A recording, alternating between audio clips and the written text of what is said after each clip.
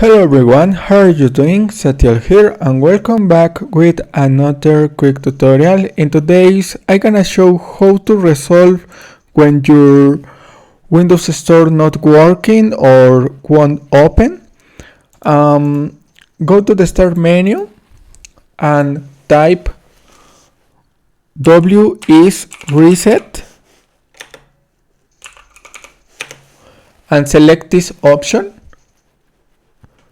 Run command, run as administrator, or right click and select run as administrator and wait a moment.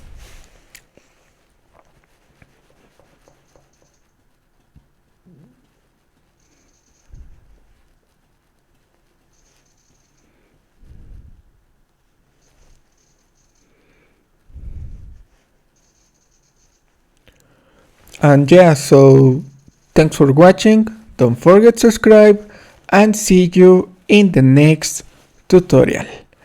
Satiel FX here and goodbye.